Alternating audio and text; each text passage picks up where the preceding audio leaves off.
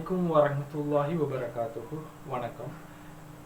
இன்றைய நாள் டாபிக்ல நம்ம வந்துட்டு பார்க்க போகிற விஷயம் என்னன்னு சொன்னால், இன்றைய டாபிக் வந்துக்கிட்டு 2022ஆம் ஆண்டு நடைபெற்ற காப்போத்தா உயர்தர பரீட்சையில் இடம்பெற்ற எஸ்எஃப்டி பாடத்தில் வந்து வினா 10 கட்டுரை வினாக்களில் 10வது வினாவோட சி பகுதி, அந்த கட்டுரை வினாக்களில் சி பகுதியில் வந்து பி பகுதியில் வந்து வினாக்களை தான் பார்க்க போகிறோம். இந்த வகுப்பு எதனுடைய தொடர்ச்சின்னு சொன்னால், இதுக்கு முதல் நம்ம சொல்லியிருந்தோம் கிர்ச்சாஃப் லா, கிர்ச்சாஃப்பின் விதி. அதை தொடர்ந்து அதில் கண்டினியூவானது தான் இந்த கிளாஸ் போக போகுது. அதில் கண்டினியூ தான் வந்து அந்த கேள்வி என்ன, அந்த கேள்விக்குரிய விடைகள்லாம் நான் பார்ப்போம் என்ன மாதிரி சொல்லி நேரடியாக டாபிக்குள்ள நான் போவோம். 2022 எஸ்எஃப்டி 10வது கட்டுரை வினாவோட பி பகுதியில் வந்த வினா. ஒரு சின்ன இன்ட்ரடக்ஷன் ஒன்று தந்திருக்காங்க. முதலாவது பார்க்கணும்னு சொன்னால், புறக்கணிக்கத்தக்க அகத்தடை கொண்ட இரு பேட்டரிகள் கொண்டதொரு மூடிய சுற்று வலையமைப்பு, மூடிய ஒரு சுற்று வலையமைப்பு என்று காட்டப்பட்டுள்ளது. அதாவது இந்த 2 பேட்டரி தந்திருக்காங்க. இந்த 2 பேட்டரியும் வந்துக்கிட்டு புறக்கணிக்கத்தக்க அகத்தடை கொண்டதா. படத்தில் குறித்து காட்டியபடி ஓட்டங்கள் I1, I2, I3 என சுற்றில் பாயின. இந்த சுற்றில பாயக்கூடிய ஓட்டங்கள் I1, I2, I3ங்கிற ஓட்டங்கள் இந்த சுற்றில பாய்தான். முதலாவது வினா கேட்காரு, கிர்ச்சாஃப்பின் முதலாம் விதியை பயன்படுத்தி பி சந்தியிலும் இ சந்தியிலும் பாயும் ஓட்டத்துக்குரிய சமன்பாடுகள். அதாவது கிர்ச்சாஃப்பின் முதலாம் விதியை பயன்படுத்திருக்காரு. நான் ப்ரீவியஸ்ல, அதாவது இதுக்கு முதல் போட்டிருந்த வீடியோவில் சொல்லியிருந்தேன், கிர்ச்சாஃப்பின் விதிகள் 2. முதலாவது கேசிஎல், அதாவது கிர்ச்சாஃப் கரண்ட் லா, அவருடைய மின் சந்தி விதி கரண்ட் லா. அடுத்து வந்துட்டு மூடிய மின் சுற்று விதி, voltage law, Kirchhoff voltage law. 2 விதி இருக்கு. இங்க முதலாவது கேள்வி அவர் கேட்டது, இந்த பி சந்திக்கும் இ சந்திக்கும் அந்த முதலாம் விதியை பயன்படுத்துறாங்க. முதலாம் விதி என்னன்னு சொன்னா, ஒரு சந்தியை நோக்கி, ஏதாவது ஒரு சந்தியை நோக்கி வர கரண்டும் அந்த கரண்ட் அந்த சந்தியிலிருந்து பிரியிற கரண்ட், நோக்கி வந்த கரண்ட் அந்த சந்தியிலிருந்து பிரிஞ்ச கரண்ட்டுக்கு சமம். அதாவது அந்த சந்தியை நோக்கி வர பிரிகிற கரண்ட்டுகளில் அச்சரகணியை கொடுத்தவங்க 0. இப்போ அவர் முதலாவது கேள்வி அந்த விதியை பயன்படுத்தி இந்த சந்திக்கும் சாம்பாடுகளை சொல்லிக்காரு. எழுதுவோம் நம்ம என்னட்டு பார்ப்போம். இப்போ முதலாவது பாருங்க, இங்க 2 சந்தி இருக்கு. அவர் சொன்ன இந்த பி சந்தி, இந்த இ ஜங்ஷன், இ சந்தி. இப்போ இந்த பி சந்தியை பார்ப்போம். முதலாவது பி சந்திக்கு எழுதுவோமா, பி சந்தி. இந்த பி சந்தியை பார்த்தீங்கன்னு சொன்னா, இந்த பி சந்தியை நோக்கி வர கரண்ட் எல்லாம் பார்ப்போம். முதலாவது இந்த பி சந்தியை நோக்கி வர கரண்ட் சொன்னா எந்த கரண்ட் நோக்கி வருன்னு பார்த்தீங்கன்னு சொன்னா, இந்த சந்தியை நோக்கி I2ங்கிற கரண்ட் மட்டும் தான் வருது. அப்போ நோக்கி வர கரண்ட் I2. வேற நோக்கி வர கரண்ட் கேட்டா இல்ல. அப்ப அந்த நோக்கி வர கரண்ட் சமன் எதுக்கு சமன்? அதுல இருந்து விலத்தி போறது, அதாவது விலகி போறது. சந்தில இருந்து பிரிஞ்சு வர கரண்ட் பாத்தீங்கன்னு சொன்னா அந்த I1 பிரிஞ்சு போகுது. அப்ப I1 வேற நீ பிரிஞ்சு போகுதுன்னு கேட்டா I3 பிரிஞ்சு போகுது. அப்ப இதான் அவருக்கான சமன்பாடு எழுதியாச்சு. இதோட விளக்கம் வந்து நம்ம முதல் வீடியோல போட்டிருக்கோம். ரெண்டாவது பாத்தீங்கன்னு சொன்னா இ சந்தி எடுத்துக்கொண்டோம் சொன்னா, இந்த இ ஜங்ஷனை பாருங்க. இந்த இ ஜங்ஷனை எந்த கரண்ட் நோக்கி வருது? I3 ஒரு கரண்ட் நோக்கி வருது. I3 நோக்கி வருதா? இங்க I1 பார்ப்போம். I1 கரண்ட் இப்படியோ வருது, இங்க பேட்டரிக்குள்ளால இப்படியோ வருது. இந்த ஜங்ஷனையும் நோக்கி தான் வருது. I1 நோக்கி தான் வருது. அப்ப பிளஸ் I1 நோக்கி வராக்கள் முதல்ல எழுதுறது. நோக்கி வர கரண்ட் தான் விலகி போனது சமன். அந்த சந்தில இருந்து விலகி போறாள் யாரு? இந்த I2 மட்டும் விலகி போகுது, எக்ஸ்ட்ரா போகுது. அதாவது எதிர் திசையில் ஆப்போசிட்ல போகுது I2. அவர் கேட்ட முதலாக கேள்விக்கு விட அவ்வளவுதான். இப்படி எழுதினாச்சு. ரெண்டாவது கேள்வி என்னங்கிறப்ப ரெண்டாவது கேள்விக்குள்ள போவோம். ரெண்டாவது கேள்வி வந்துட்டு, பின்வரும் மூடிய தடங்களுக்கு E1, E2, I1, I2, I3, R1, R2, R3 ஆகிய பதங்களை உரிய முறையில் பயன்படுத்தி சமன்பாடுகளை தருக. அதாவது 3 க்ளோஸ் லூப் தந்திருக்கிறது. அந்த க்ளோஸ் லூப்புக்கு நம்மள சமன்பாடு எழுதட்டோம்னு சொல்லியிருக்கு. இப்போ நம்ம ஒவ்வொன்று அந்த லூப்புக்கு எப்படி சமன்பாடு எழுதுறங்கிற பார்ப்போம். முதலாவது ஒரு தந்திக்கிற லூப் எழுதணும்னு சொன்னா, முதலாவது loop A B C D E FA. இங்க ஏன் ஏல ஸ்டார்ட் பண்ணி ஏல முடிச்சிக்கான்னு சொன்னா இது க்ளோஸ் லூப் தானே. க்ளோஸ் லூப்னு சொன்னா இப்படியே வருது. இங்க வந்து இதோட Fல நின்றா இங்க க்ளோஸ் ஆகல, ஓப்பன். இங்க போய் முடிச்சா தான் அது க்ளோஸ் லூப். அந்த க்ளோஸ் லூப்ல முடிச்சுக்காரு. இதுக்கு நம்மள சமன்பாடுல சொல்லிக்காங்க. அதாவது இங்க பார்த்தது முதலாம் விதி. இப்ப இங்க யூஸ் பண்ண போறது ரெண்டாம் விதி. ரெண்டாம் விதின்னா மூடிய மின் சுற்று விதி. அதாவது மூடிய மின் சுற்றுக்கு தான் இந்த விதியை பயன்படுத்தி இந்த சமன்பாடு பயன்படுத்தினா சுற்று மூடி இருக்கணும். அந்த விதி என்னன்னு சொன்னா ஒரு மூடிய மின் சுற்றுல காணப்படுற மின்னியக்க விசைகள், இந்த மின்னியக்க விசைகள்ல கூட்டுத்தொகை, அச்சரகணித கூட்டுத்தொகையானது அந்த மின் சுற்றுல காணப்படுற மின்னோட்டத்தினதும், அந்த சுற்றில் பாய்கின்ற மின்னோட்டத்தினதும் அதுல காணப்படுற தடைகளினதும் பெருக்கங்களின் கூட்டுத்தொகைக்கு சமம். வழங்கிக்கணும். அதுல மின் சுற்றுல காணப்படுற மின்னியக்க விசையில அச்சரகணித கூட்டுத்தொகை அந்த சுற்றுல பாயிர மின்னோட்டத்தினதும் தடையினதும் பெருக்கங்களின் அச்சரகணித தொகை. எத்தனை கரண்ட் போதோ எத்தனை தடவை அதை பெருக்கி கூட்டி போடுறதுதான் அது ரெண்டாம் விதி. அப்ப ரெண்டாம் விதி இதுக்கு யூஸ் பண்றது இல்ல. பாப்போம் எப்படி யூஸ் பண்ணி இதுக்கு ரெண்டு பார்ப்போம். இப்ப முதலாவது இந்த ABCDEFக்கு எழுதுவோம். எழுதுறதுல இங்க பாத்தீங்கன்னு சொன்னா இங்க லூப் எடுக்கிற டைம்லயே பெஸ்டிக்கு தான் இருக்கு. அப்ப அச்சரகணித கூட்டுத்தொகை இது போடணும். பெஸ்டிக்கு இந்த மின்னியக்க விசைகளை கழுவணும். அவ மின்னியக்க விசைகளை கூட்டுத்தொகையில E1 இருக்கு, அடுத்தது E2 இருக்கு. இப்ப இந்த E1 பிளஸ் போடுறியா E2 பிளஸ் போடுறியா இல்ல மைனஸ் போடுறியா அது எப்படி பாக்குறேன்னு சொன்னா வளமையான முறையில வந்துக்கிட்டு பேட்டரிக்கு கரண்ட் எப்படி ஃப்ளோ ஆகும், பேட்டரியில இருந்து கரண்ட் எப்படி வரும், மைனஸ்ல இருந்து பிளஸ்க்கு, அதாவது இந்த திசை வழியா தான் கரண்ட் பாயும். ஆனா இங்க பேட்டரியை பொறுத்த வரைக்கும் கரண்ட் எப்படி பாயுது, எதிர் திசை ஆப்போசிட்ல வருது. எனவே இவர் மைனஸ்ல எழுதுது, E1 மைனஸ்ல எழுதுது. ஆனா ஒரு விஷயம் என்னன்னா இந்த இப்படி இந்த பேட்டரியில கரண்ட் ஃப்ளோவை மட்டும் வச்சு இதை இந்த பிளஸ் மைனஸ் தீர்மானிக்கிறது. E1க்கு பிளஸ் E2க்கு பிளஸ் அப்படி அது தீர்மானிக்கிறது வந்துட்டு இந்த கரண்ட் ஃப்ளோ மட்டும் இல்லை, கரண்ட் ஃப்ளோவோட லூப் டைரக்ஷன் பார்க்கணும். இப்ப கரண்ட் ஃப்ளோ இப்படி போறதால மைனஸ் போடுறது, இந்த வளமையா இப்படி பாய வேண்டிய கரண்ட் மாறி வருது, அதால இவர் மைனஸ். ஆனா லூப் எடுக்கணும் எப்படி, அந்த கரண்ட் ஃப்ளோவுக்கு எதிராக எடுக்கணும். இந்த வார கரண்ட் ஃப்ளோவுக்கு எதிராக எப்படி போகுது பாருங்க, இங்கெல்லாம் போகுது, இப்படி போகுது, ஏபின்னு போகுது, இங்கெல்லாம் போகுது கரண்ட். இப்படி போறதால அந்த கரண்ட் அதே திசையில இருந்தா, இப்ப கரண்ட் இதே திசையில இருக்கு, லூப்பும் இதே திசையில இருந்தா இதுக்கு மைனஸ் தான். ஆனா கரண்ட் இங்கெல்லாம் வருது, லூப் எதிரா போகுது, அதால இவர் பிளஸ் ஆகுது. சரியா?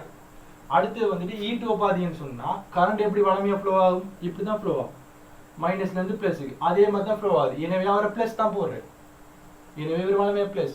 ஆனா லூப் பாருங்க, அப்போ லூப் இப்படி எடுபடுது, எப்படி ABCDE அந்த பெரிய லூப் இப்படிதான் போகுது, லூப் இப்படி போகுது. அப்ப இங்கல போறதால எது கரண்ட்டுக்கு எதிராக போறதால இவர் பிளஸ் போடவே இல்லை, இவரை மைனஸ் தான் போடும். நல்லா விளங்கணும். இந்த பிளஸ் மைனஸ் போடுறதுக்கு கரண்ட் ஃப்ளோவும் பார்க்கணும், லூப் டைரக்ஷனையும் பார்த்தா தான் இது போட இயலுமா. அடுத்தது சமன், இவ்வளவுதான் இருக்கு அச்சரகணித கூட்டுத்தொகை. இப்ப அடுத்தது பாத்தீங்கன்னு சொன்னா மின்னோட்டத்தினும் தடை பெருக்கம் போடணும். இதுக்கு நம்ம கரண்ட் டைரக்ஷனை பார்த்தாச்சு, சாரி லூப் டைரக்ஷனையும் அது பார்க்கணும். எப்படின்னு சொன்னா சொல்றேன்னா I1R1க்கு கரண்ட் இங்கெல்லாம் ஃப்ளோ ஆகுது, விளங்கிட்ட கரண்ட் இங்கெல்லாம் போகாது, லூப் மாறி எடுக்கும், அவரை மைனஸ் போடுறது.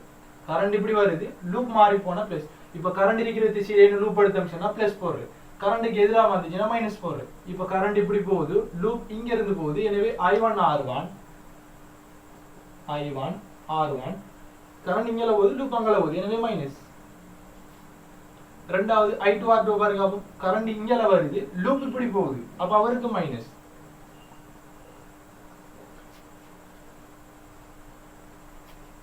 I3R3 இதுல எடுக்க இயலாது. ஏன்னு கேட்டா இது லூப்புக்கு உள்ளுக்கு இருக்கு, இங்க லூப் இப்படிதான் போகுது, இதுக்குள்ள வரல. இது போல ABCDE நம்பர். அப்ப இங்கதான் எங்கேயாச்சும் இருந்தா தான் இவர் நம்ம செக் செய்யலாம். I3R3 இவிடத்தை இருந்தா தான் அது செக் செய்யலாம். இங்க இல்லாதால I3R3 நம்ம கன்சிடர் பண்ண தேவையில்லை.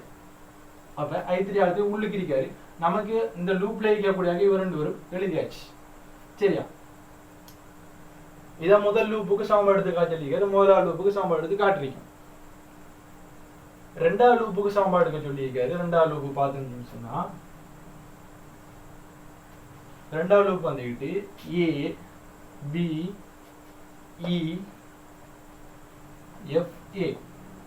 இந்த க்ளோஸ் லூப்புக்கு இந்த க்ளோஸ் லூப்புக்கு எடுக்க சொல்லியிருக்காரா. இதுக்கும் அதே விதி யூஸ் பண்ணாச்சு. இப்போ நமக்கு பேட்டரி ஈவன் எப்படி போறோம் தானே, இப்போ இது போட்டு நேரடியா பிளஸ் தானே ஈவன் பிளஸ் ஈவன். இப்போ இந்த லூப்ல பாத்தீங்கன்னு சொன்னா லூப் இப்படி போகுது, ஆனா கரண்ட் இங்க ஃப்ளோ ஆகுது. இதுல I1 R1 இருக்கு, இங்க வேற மின்னியக்க விசை இல்லை. இந்த சுற்றுக்கு இது மட்டும் தான் மின்னியக்க விசை, அதனால இதை மட்டும் போட்டேன். I1 R1 மைனஸ் A மைனஸ்ல போட்டு லூப்புக்கு எதிராக இதுல அடுத்தது பாத்தீங்கன்னா இந்த I3 R3 இருக்கு. இந்த I3 R3 பாத்தீங்கன்னா லூப் இப்படி போகுது, கரண்ட் மாதிரியே ஃப்ளோ போகுது. எனவே I3 R3 பிளஸ்ல போடும், பிளஸ் I3 R3. சரியா, அந்த லூப் முடிஞ்சு. அவ்வளவுதானே, இதுல வேற கரண்ட் இல்ல, வேற தடையும் இல்ல, முடிஞ்சு. மூணாவது லூப் கேட்டிக்காரு. மூணாவது லூப் வந்துகிட்டு B C D E B இதுக்குள்ளே சொல்லிக்காரு. இதுல இருக்கிற மின்னியக்க விசை ஒன்றே ஒன்று E. அந்த E வந்துட்டு மைனஸ்ல வரப்போகுது. எப்படின்னு கேட்டா லூப் இங்கல வருது, கரண்ட் இங்க ஃப்ளோ ஆகுது, ஆனா அதே திசையில போற தலைவரை பிளஸ் போடணும். ஆனா லூப் எதிர வருது பாருங்க, பிசில இருந்து இங்க இருந்து வருது, லூப் இங்க இருந்து வருது, கரண்ட் இங்க இருந்து போகுது. என்ன வர மைனஸ்ல போடணும், அதான் மைனஸ்ல இங்கே எழுதிருக்கோம். இப்போ மைனஸ் E2. அதுல இத தடைய பாத்தீங்கன்னு சொன்னா கரண்ட் இங்கல ஃப்ளோ ஆகுது, லூப் இங்கல போகுது. எனவே I2 R2 மைனஸ். சரியா, இதுல வேற என்ன தடைமை கண்டா இன்னைக்கு ஒரு தடை உண்டு.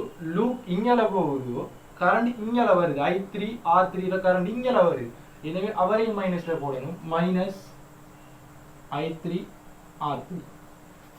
அவ்வளவுதான் அவர் கேட்ட அந்த லூப்புக்குரிய சமன்பாடு. அந்த லூப்புக்குரிய சமன்பாடு எழுதியாச்சு.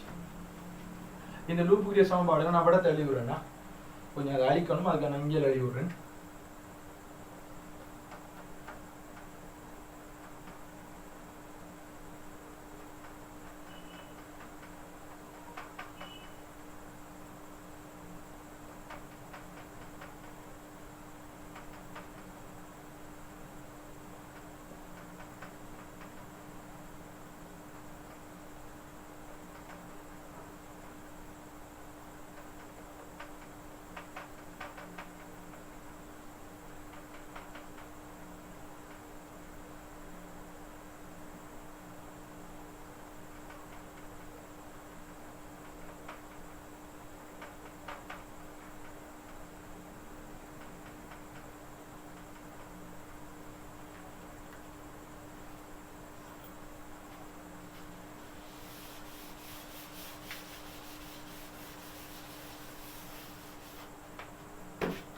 அவரை கேட்ட ரெண்டாவது கேள்வியில இருக்கிற 3 லூப்புக்கும் எழுதிட்டோம். இந்த இருக்கு அந்த 3 லூப்புக்கும் எழுதினது, முதலாவது லூப்புக்கு எழுதினது, ரெண்டாவது லூப்புக்கும் மூணாவது லூப்புக்கு எழுதின சமன்பாடுகள் இந்த இருக்கு.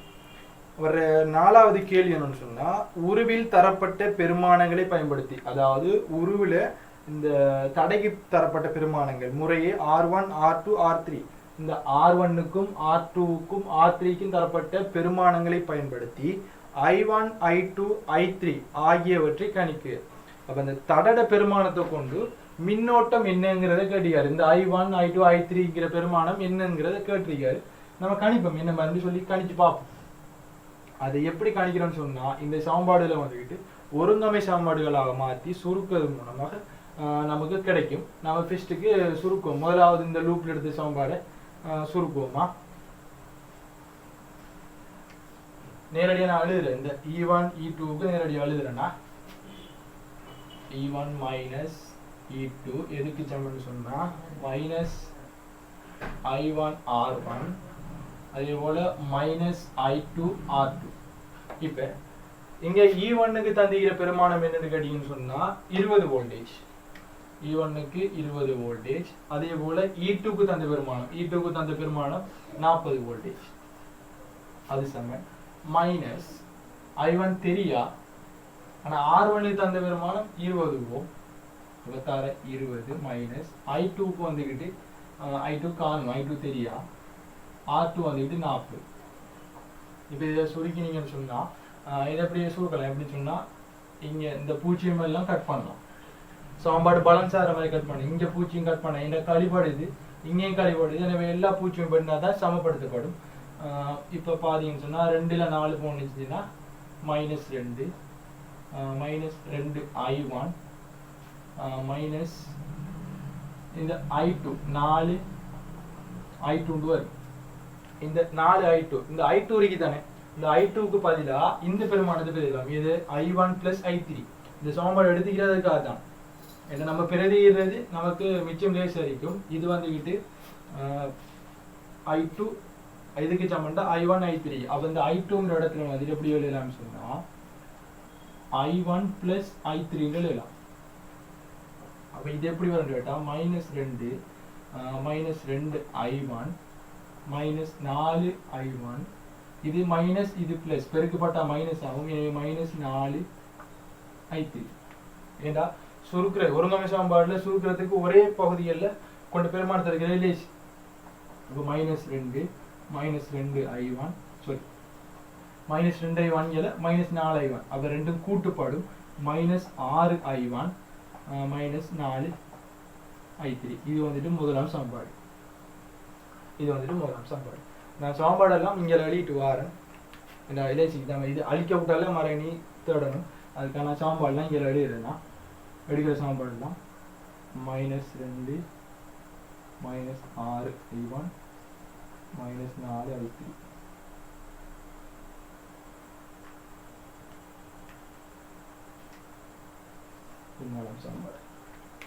இந்த மூணாம் சமன்பாடு எடுத்துட்டோம். இப்ப ரெண்டாம் சமன்பாடுக்கு வரும். ரெண்டாம் சமன்பாடு எதை வச்சு எடுக்கணும்னு சொன்னா இதுக்கு போடும். இந்த இருக்கு தானே, இதுக்கு ரெண்டாம் சமன்பாடு போடும். இந்த இருக்கிறதுக்கு நம்ம நேரடியாக போட்டோம்னு சொன்னா E1 தானே, E1 வந்துக்கிட்டு 20 வோல்டேஜ். எனவே 20 -I1 R1 வந்துக்கிட்டு 20. எனவே 20 I1 -20 I1. இங்க I3 R3 வந்து 50. எனவே இங்க பிளஸ் இருக்கு, பிளஸ் 50 I3. சரியா? இப்ப I3 என்ன செய்யணும், இங்க பூஜ்ஜியம் எல்லாம் கட் பண்ணலாம். கட் பண்ணா 2 சமம் -2 I1 + 5 I3. இது வந்துட்டு ரெண்டாம் சமன்பாடு. இது என்ன நாங்கள் எழுதி விடுறோம்.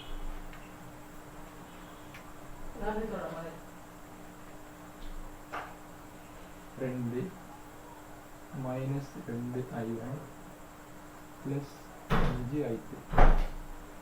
சரியா?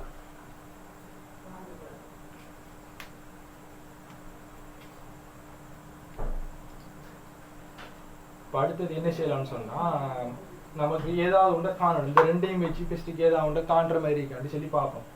இப்போ முதலாம் சமன்பாடையும் ரெண்டாம் சமன்பாடையும் பார்த்தீங்கன்னு சொன்னா இந்த I1 இங்க 2 I1 இந்த I1 இல்லாம ஆக்கணும், இல்லாட்டி I3 இல்லாம ஆக்கணும். ஆக்கினா ஏதாவது ஒன்றை காண்ற மாதிரி இருக்கும். நம்ம எதை இல்லாம ஆக்கணும்னு சொன்னா I3 இல்லாம பண்ணணும். I3 இல்லாம பண்ணணும்னு சொன்னா இந்த சமன்பாடு 4 பெருக்கணும். ஏன் இவர் பிளஸ்ல இருக்கு, இவர் மைனஸ்ல இருக்கு. அப்ப இந்த 1 2 கூட்டும் போது இது பூஜ்ஜியமாகும்.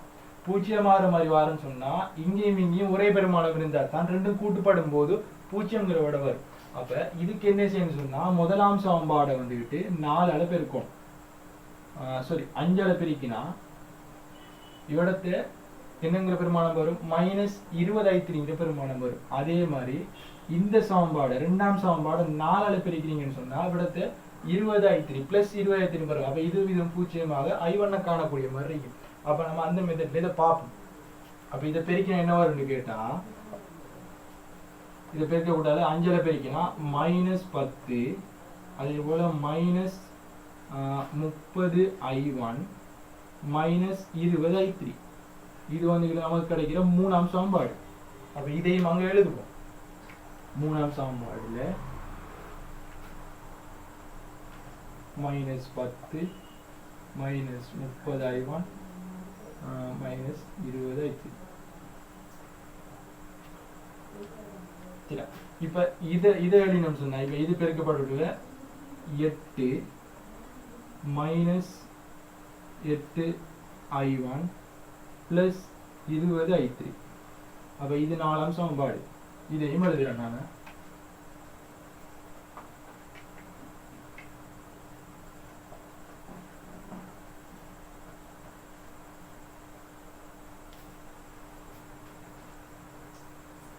இப்போ நல்லா பார்த்தீங்கன்னு சொன்னால் இப்போ இங்கே மைனஸ் இருக்கு, இங்கே ப்ளஸ் இருக்கு. அப்போ ரெண்டு சமன்பாடையும் கூட்டினோம்னா இது இல்லாமல் போயிடும். அப்போ இது இல்லாமல் போனிச்சுன்னா நமக்கு I1 இப்போ காணக்கூடிய மாதிரி இருக்கும். அப்போ அதுக்கு என்ன செய்யுது, மூணாம் சமன்பாடு ப்ளஸ் நாலாம் சமன்பாடு ரெண்டையும் கூட்டுறா -10 + 8 கூட்டுப்பட்டா -2. ஏன் ரெண்டு பேரும் கூட்டுப்பட்டா ரெண்டு பேரும் கழிபடும். இந்த வெவ்வேறு கழிபடும். பெரியவரில் கூடி வந்து விடைக்கு வரப்போம். சமன் இங்கே -30I1 இங்கே -8I1 ரெண்டும் ஒரே குறி கூட்டுப்படும். பெரிய ஆளில் குறி வந்து இங்கே 30. அப்போ அவருக்கு அந்த குறி வரப்போகுது 38. மைனஸ் கூட்டுப்பட்டா அதை விட வரப்போகுது I1. இது மைனஸ் இது ப்ளஸ் ரெண்டும் கூட்டுப்பாடல 0 ஆயிரும். எனவே அதை கட் பண்ணலாம். அப்போ இந்த விட வரும். இப்போ நமக்கு I1 அப்படிங்கிறது -2 கீழ் -38. அப்போ இந்த மைனஸ் மைனஸ் கட்டாக 1 கீழ் 19 விட வரும். 19 ஆம்பியர் இந்த விட வரும். சரியா? அப்போ நமக்கு I1ங்கிறது எவ்வளவு கிடைச்சின்னு சொன்னா 1 கீழ் 19 ஆம்பியர். சரியா? இப்போ I1 கண்டாச்சு. இப்போ அடுத்தது இருக்கிற I2 I3 இதுல ஏதாவது ஒன்றை காண்றது. இப்போ அதுக்கு என்ன செய்யறேன்னு சொன்னா இப்போ நான் கண்ட சமன்பாடு இது வரைக்கும் நிக்கி நான் இதை கொஞ்சம் அழிக்கணும். இதை கொஞ்சம் க்ளீன் பண்ணுறேன். போர்டை க்ளீன் பண்ணுறேன்னா வழங்கிருக்கீங்கன்னு நினைக்கிறேன்னா அப்படி வழங்கின சொன்னால் போஸ்ட் பண்ணிட்டு ப்ரீவியஸ்லேருந்து பார்த்துட்டு வாங்களா.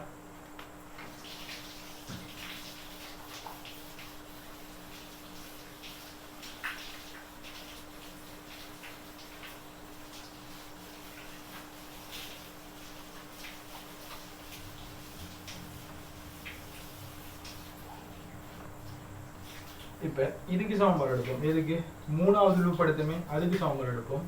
-E20 சொன்னா -40 சமன் -I2 தெரியா R2 தெரியும் எவ்வளோ 40. எனவே -40I2 பெருக்கப்பட்டு வரப்போகுது. இங்கே -I3 R3 R3க்கு பெருமானம் 50. அவ பெருக்கப்பட்டா -50I3. சரியா? இப்போ இதையும் கட் பண்ணலாம். கட் பண்ணா -4 I2. இங்க பாருங்களா, இந்த I2க்கு பதிலாக அதை போடலாம். I1 + I3 போடலாம். அப்போ அதை போடுறது I1 + I3. அப்போ -5I3. இப்போ இது பெருக்கப்பட எவ்வளோ -4I3. இது வேற குறி மைனஸ் இது ப்ளஸ். அப்போ பெருக்கப்பட்டா மைனஸ் வரும். -4I1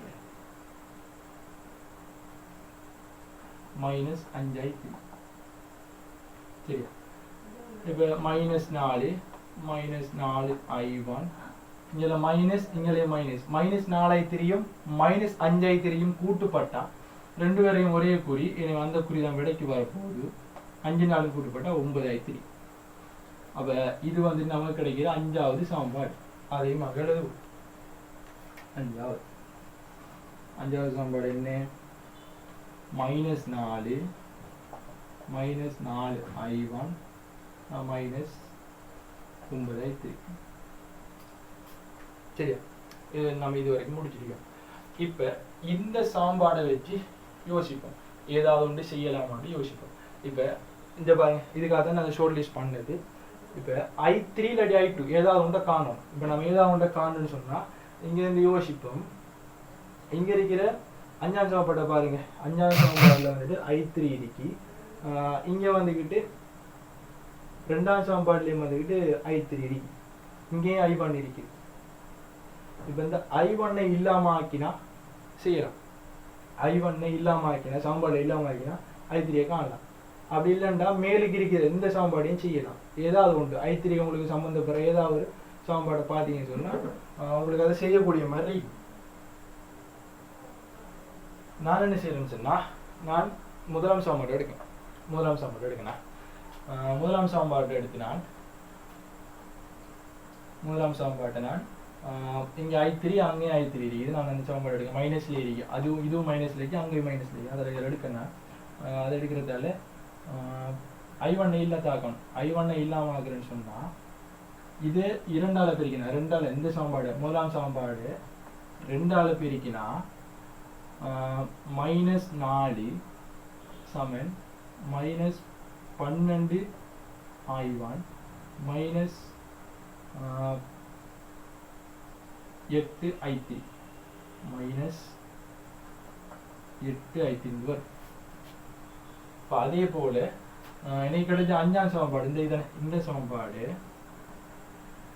இதையும் 12 ஆக்கணும். இந்த I1 இல்லாம ஆக்கணும். 12 ஆக்குறேன்னு சொன்னா இவரை நான் 3ஆல பெருக்கிறேன். 3ஆல பெருக்கினா மைனஸ் 12 அதே போல மைனஸ் 12 I1 9 3ஆல பெருக்கினா மைனஸ் 27 I3. சரியா? இப்ப என்ன கிடைக்கிற சமன்பாடு வந்துட்டு 6வது சமன்பாடு, இது 7வது சமன்பாடு. சரியா? இப்ப பாருங்க, இது 6வது, இது 7வது சமன்பாடு.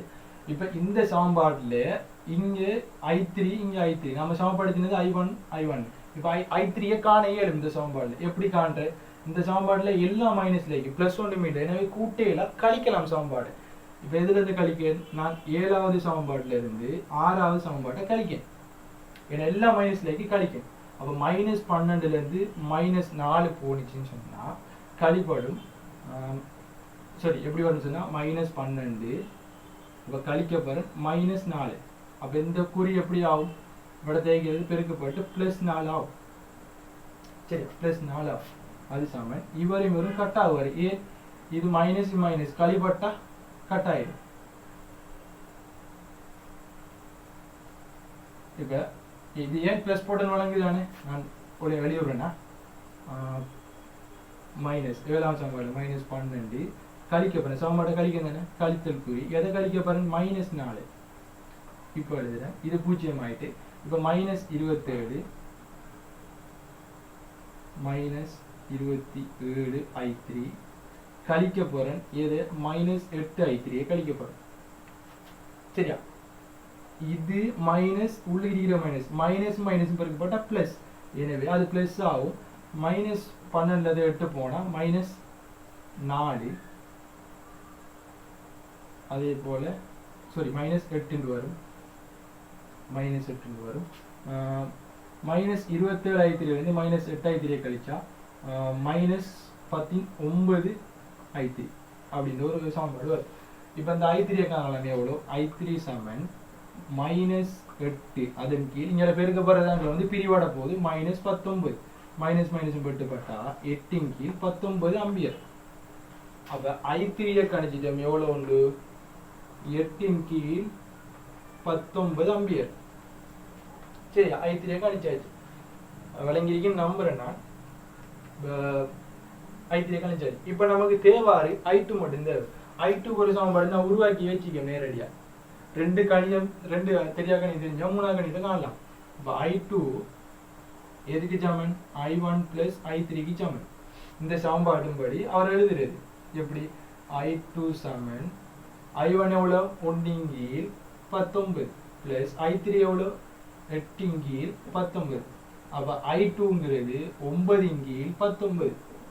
அப்ப I2 சமன் 9 கீழ் 19 அம்பியர் பேலன்ஸ் ஆகி வருது. இவ்வளவுதான்.